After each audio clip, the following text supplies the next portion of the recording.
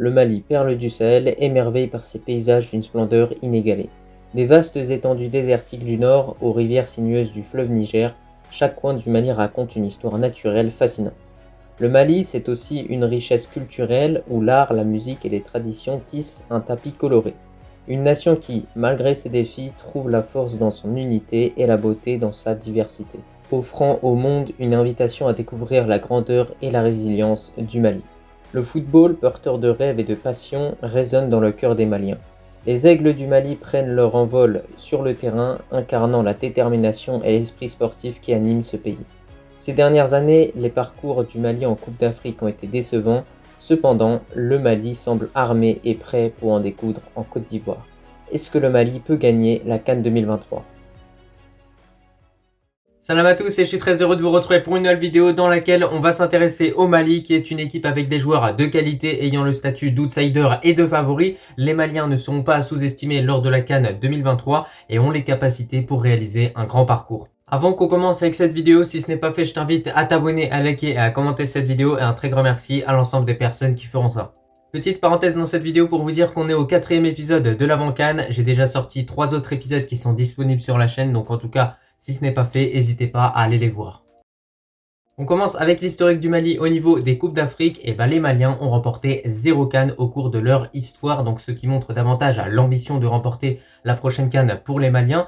La meilleure performance qui a été enregistrée par cette équipe est intervenue en 1972 avec un statut de finaliste. Au niveau des 2 dernières CAN, les performances des Maliens ont clairement été en dessous des attentes. On a réellement 2 éliminations en 8e de finale. En 2019, c'était face à la Côte d'Ivoire et en 2022, c'était face à la Guinée équatoriale. Je pense que le Mali est une équipe qui, au niveau de son effectif, est bien au-dessus de la Guinée équatoriale. Donc, je pense qu'ils auraient pu totalement figurer en quart de finale de la compétition. En 2023, le but du Mali sera de franchir un palier et d'enfin accéder au quart de finale. Et moi, je vous le dis, cette équipe, elle a les joueurs et les qualités nécessaires pour accomplir ça.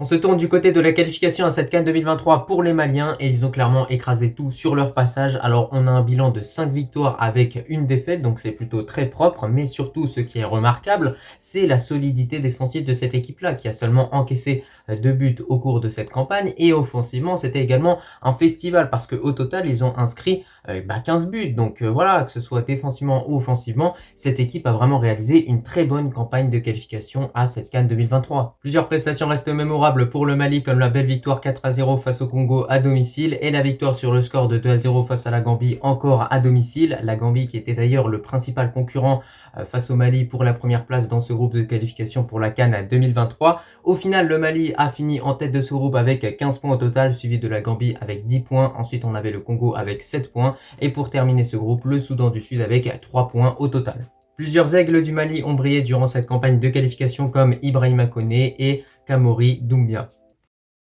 On continue dans cette vidéo avec l'effectif et la composition de cette équipe malienne. Et tout d'abord, ce qui m'a vraiment surpris, c'est de voir à quel point il y a vraiment beaucoup de joueurs de qualité dans cette équipe malienne qui évoluent en Europe, que ce soit en France, au Portugal ou même dans d'autres championnats. Donc ça, c'est vraiment très intéressant. Mais surtout, ce que j'ai remarqué, c'est qu'on a un milieu de terrain qui est très costaud. Juste avant que je vous annonce le 11 que j'ai décidé d'aligner pour cette équipe du Mali, il y a quelques informations à prendre en compte comme quelques absences de grande taille comme Ibrahima Koné, il y a également Sékou Koïta et plein d'autres joueurs, Tchèque Doucouré également qui s'est gravement blessé. Donc voilà, bien évidemment, on souhaite un bon rétablissement à ces joueurs-là. Franchement, c'est dommage parce que c'est des joueurs de qualité qui auraient apporté un plus à cette équipe-là. On va entamer ces 11 au poste de gardien avec Diawara. Et écoutez, je connais peu ce gardien, je vais être honnête, donc n'hésitez pas à me dire ce que ça donne les Maliens, en tout cas en commentaire, si c'est un bon gardien ou un mauvais. En tout cas, il évolue du côté de Malmo et fait 1m94, donc logiquement, c'est un gardien qui devrait bien remplir le but, mais surtout pourquoi je l'ai aligné, la principale raison, c'est que sur tous les derniers matchs du Mali, il a quasiment tout le temps été aligné en tant que titulaire. Après le gardien, on se projette maintenant sur la défense, et en tant que défenseur droit, c'est une évidence, j'ai aligné en tant que titulaire Amari Traoré. C'est un leader dans cette équipe malienne, c'est lui qui porte le brassard sur le terrain, c'est un joueur qui apporte beaucoup offensivement par ses centres, défensivement également par ses courses à haute intensité au niveau des replis défensifs. Moi j'ai envie de vous dire que c'est carrément un des meilleurs latéraux au niveau de cette CAN 2023 parce que voilà, franchement c'est un joueur qui est complet, qui est également costaud, qui a également la vitesse tout simplement pour occuper cette fonction de défenseur droit. Et surtout par rapport à Amari Traoré, ce qui est très intéressant avec ce joueur-là, c'est qu'il évolue au haut niveau du côté de la Liga avec la Real Sociedad, également en Ligue des Champions parce que le club espagnol le performe bien. et le joueur s'est vraiment imposé là-bas en tant que titulaire indiscutable. De l'autre côté, en tant que défenseur gauche, on va avoir Massadio Haidara. Bah écoutez, c'est un joueur qui connaît très bien cette équipe malienne, c'est d'ailleurs lui qui est aligné la plupart des fois à ce poste de latéral gauche, c'est principalement pour cette raison-là que je l'ai mis en tant que titulaire. Et il évolue du côté de Lens où il est plus ou moins titulaire. C'est un joueur qui est relativement costaud et rapide. On passe désormais à la charnière centrale et j'ai décidé d'aligner en tant que titulaire Falaye Sako. Et bah écoutez, tout comme Amari Traoré et Haidara, c'est un joueur qui connaît très bien cette sélection malienne. Il est plutôt polyvalent, capable d'occuper la fonction de latéral droit, même pourquoi pas de latéral gauche, mais moi je trouve qu'il dévoile réellement son meilleur niveau à ce poste de défenseur central.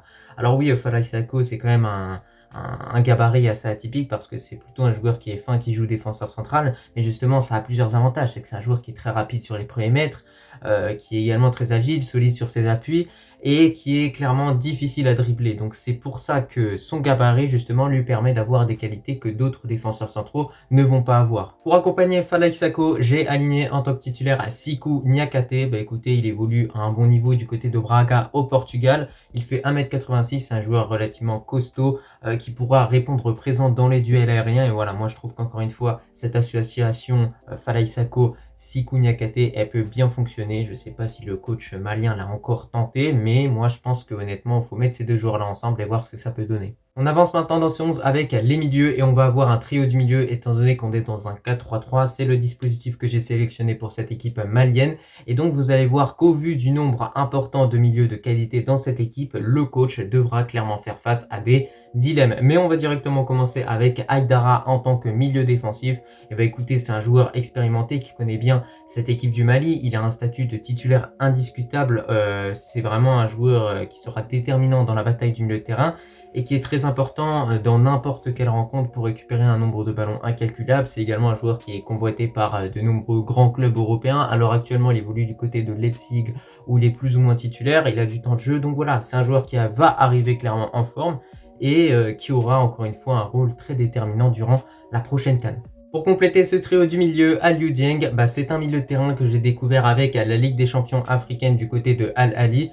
C'est d'ailleurs un joueur clé dans cette équipe égyptienne qui est costaud, qui est également explosif au démarrage. C'est un joueur qui va très vite, qui possède une bonne accélération malgré son gabarit parce qu'on voit que c'est un joueur qui est costaud, on pourrait se dire qu'il est lourd. Et ben non, au final, il est quand même rapide. C'est un petit peu le même cas de figure que pour Adama Traoré, vous voyez, celui qui est très musclé.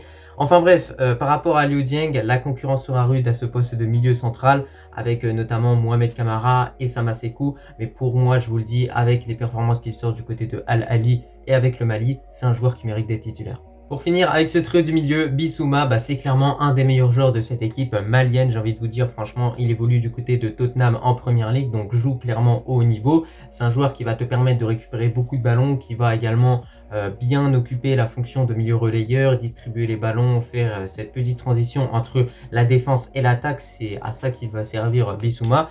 Et en tout cas, si ce joueur-là est bon, logiquement, c'est tout le Mali qui ira bien.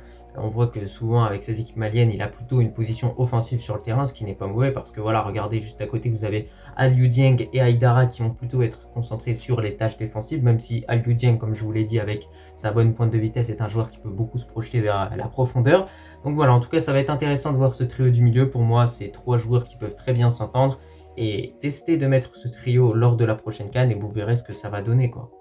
Pour clôturer ce 11, le trio d'attaque, à droite on va avoir Adama Traoré, je parle pas de l'espagnol mais je parle du Adama Traoré malien, et bah écoutez franchement ce joueur là, c'est un habitué de cette équipe malienne, il a disputé plusieurs Coupes d'Afrique avec cette équipe là, donc forcément il a l'expérience, en plus de ça il a 28 ans actuellement, il évolue du côté de Hull City, c'est un joueur polyvalent capable de jouer ailier droit, ailier gauche ou milieu offensif, donc ça c'est quelque chose de très positif étant donné que ça donne plusieurs options au coach. À gauche, de l'autre côté, Djenepo, écoutez, c'est un joueur que j'apprécie beaucoup. On espérait le voir plus en forme du côté du Standard de Liège, étant donné qu'il effectuait son retour en Belgique. Mais malheureusement, en 9 matchs de championnat, il a encore été jamais décisif avec du coup 0 but et 0 passe décisive. Donc voilà, va falloir vraiment qu'il se reprenne au plus vite, qu'il essaye peut-être d'être plus efficace devant les buts.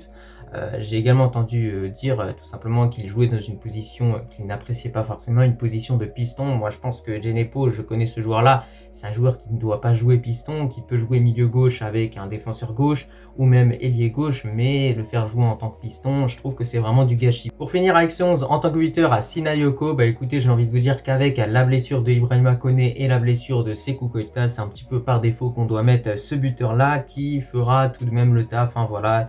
Il évolue du côté de Auxerre en Ligue 2. En 16 matchs de championnat, il a inscrit au total 3 buts, donc c'est pas des statistiques exceptionnelles, mais peut-être qu'avec le Mali, ça se passe mieux pour lui. En tout cas, je sais qu'il a marqué un but lors du match amical face à l'Arabie Saoudite, donc on espère que tout ça, ça va un petit peu le mettre en confiance. Bon bah écoutez, c'était tout pour ce 11. On remarque qu'on a un 11 organisé en 4-3-3 qui est plutôt costaud avec une très bonne défense qui est solide étant donné qu'elle a seulement encaissé 2 buts lors de la campagne de qualification à cette CAN 2023.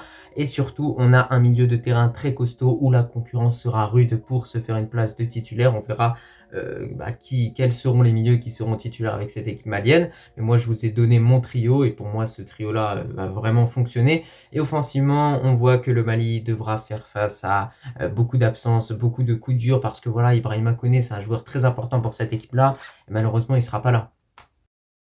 Pour cette CAN 2023, le Mali est tombé avec la Tunisie, l'Afrique du Sud et la Namibie. Alors même si on n'en a pas énormément parlé de ce groupe-là, moi je trouve honnêtement que c'est un petit groupe de la mort, clairement. Alors déjà tu as la Tunisie qui est quand même une bonne équipe qui a éliminé le Mali lors des qualifications à cette Coupe du Monde 2022. Donc voilà, ça montre que cette équipe tunisienne peut potentiellement poser problème à cette équipe malienne. Ensuite, tu as l'Afrique du Sud qui n'est pas une équipe à sous-estimer, qui a fait match nul avec la Côte d'Ivoire et qui a battu le Maroc il y a quelques mois. Donc voilà, l'Afrique du Sud, c'est une équipe qui va clairement être le concurrent direct avec le Mali pour la deuxième place de ce groupe ou pour la première place. Moi, je vous le dis, les Sud-Africains, ils sont clairement pas à sous-estimer. Ensuite, tu as la Namibie qui est la plus petite équipe en quelque sorte de ce groupe-là, voilà, entre grosses parenthèses, parce que la Namibie a également battu un gros favori qui est tout simplement le Cameroun. Alors oui, c'est un match qui se jouait dans des circonstances assez particulières, un match compliqué pour le Cameroun à l'extérieur en Namibie, mais ça n'empêche pas qu'ils ont quand même réussi à battre les Camerounais. Donc au final, quand on regarde ce groupe-là, on remarque qu'il n'y a pas de petites équipes et j'ai envie de vous dire que ça, c'est un petit peu le même cas de figure que pour tous les groupes dans cette CAN 2023. Cependant, là, vraiment, les Maliens vont devoir vraiment performer. Mais pour moi, ils peuvent finir totalement premier de ce groupe-là. En deuxième, je vois les Tunisiens. En troisième, l'Afrique du Sud. Et en dernier, la Namibie. Le premier match du Mali dans cette phase de poule sera vraiment un match très important, étant donné qu'il opposera le Mali à l'Afrique du Sud. Et donc, comme je vous l'ai dit, voilà, l'Afrique du Sud, ça va être le concurrent direct par rapport au Mali au niveau de la deuxième place de ce groupe. Donc forcément, il faudra s'imposer d'entrée pour le Mali et clairement l'équipe qui s'imposera prendra une énorme option sur une potentielle qualification en huitième de finale. Pour clôturer cette vidéo, mon pronostic personnel sur le futur parcours des Aigles du Mali, et bien écoutez déjà comme je l'ai dit, je les vois finir en tête de leur groupe. Alors ça va être compliqué mais s'ils finissent en tête, franchement, chapeau déjà. Du coup, ils vont affronter ensuite un adversaire plus abordable en huitième de finale, malgré le fait que, comme je l'ai dit plein de fois sur la chaîne dans cette CAN 2023, il n'y a pas de petites équipes, donc il faut prendre toutes les équipes au sérieux, clairement. Et donc ensuite, je les vois aller en quart de finale. En revanche, je vois quand même leur chemin s'arrêter en quart de finale, tout simplement parce que les dernières performances du Mali n'ont pas forcément été rassurantes avec ce match nul face à la Centrafrique où le Mali aurait dû s'imposer, mais 10 fois, voilà, voire même 100 fois, au vu du nombre d'occasions importantes que les Maliens ont pu avoir dans ce match-là. Ensuite, il y a également un match qui a été décevant pour les Maliens, c'est cette victoire seulement sur le score de 3 buts à 1, je crois bien, face au Tchad, où ils encaissent encore une fois un but. Donc peut-être qu'ils ont perdu un petit peu cette solidité défensive, il va falloir vite la retrouver avant la compétition. Mais pour moi, ce qui manque le plus à cette équipe du Mali, je vous le dis honnêtement, c'est l'efficacité offensivement. On a l'impression de voir une équipe qui est trop gentille, qui veut pas assez frapper fort, qui veut pas vraiment choquer l'équipe adverse. Voilà, faut parfois arriver devant les buts et envoyer une mine en fait, tout simplement. Parfois on a l'impression qu'il y a une équipe qui veut toujours trouver la passe parfaite avant de marquer. Et moi je vous le dis en tant que Marocain, le Maroc fait pareil. Voilà, le Maroc fait pareil parfois. Donc ça c'est un gros problème. Et nous en tant que Marocains du coup et vous Maliens, il faut également régler ce problème-là. Donc pour moi, comme je vous l'ai dit, ce qui manque à cette équipe du Mali, c'est du réalisme offensivement. En tout cas, n'hésitez pas en commentaire à me donner votre pronostic sur le futur parcours des Aigles du Mali. Moi, je vous l'ai dit, je les vois aller jusqu'en quart de finale. Ce serait déjà un très beau parcours pour les Maliens. On a hâte de voir ce que ça va donner. En tout cas, voilà, n'hésitez pas en commentaire à me faire toutes vos remarques par rapport à cette vidéo. J'espère qu'elle vous a plu. On a fait le tour au niveau de cette équipe malienne. On est revenu sur les Coupes d'Afrique, on est revenu sur l'effectif, la composition, également le groupe et là du coup mon pronostic personnel. En tout cas, j'espère que cette vidéo vous a plu. Moi, je te remercie si tu l'as regardée dans son entièreté et je te dis tout simplement à la prochaine.